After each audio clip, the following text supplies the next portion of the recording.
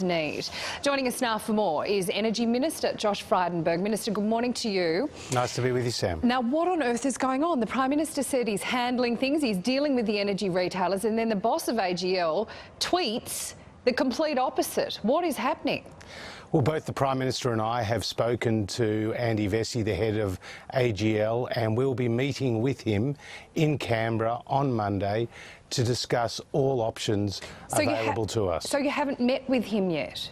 We have already met with him previously, as recently as last week, on a range of different energy issues, but he has made it clear to us in the past that he's prepared to consider the potential sale of that asset. What we've heard, Sam, yesterday from the Australian Energy Market Operator is that there is a concern with Liddell scheduled to close in 2022 that there will be insufficient supply in the market, and the Prime Minister's first obligation is to families, is to businesses, and that means having these discussions with AGL. Well, he says AGL is committed to that, but then it seems to me that he's trying to sort of publicly embarrass the government here. What do you make of him tweeting like that, and are you going to meet with him every week?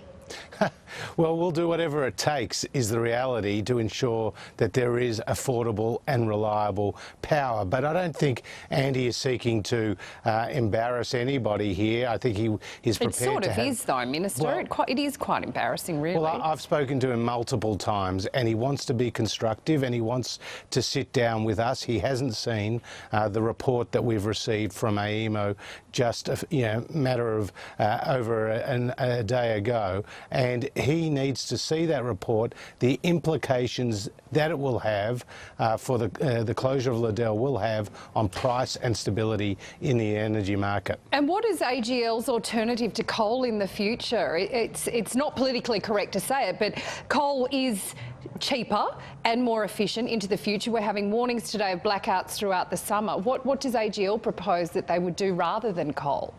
Well, AGL have a range of coal assets, and they're also investing in renewables, and we need to have a broad-ranging energy mix. But I think this AEMO report does reset the debate because it confirms the government's concerns about the accelerated closure of coal. It's no coincidence that the market operator is most concerned about the situation in South Australia and Victoria, where Labor governments have overseen the closure of big coal-fired power stations like Northern and like Hazelwood. And the system needs baseload, reliable, as you say, cheap power to ensure consumers get the best possible outcome. Yeah, sure does. OK, Minister, look, while we have you, I want to ask you about some of your coalition colleagues from the National Party pushing this morning for a ban on the burqa in public places and government buildings.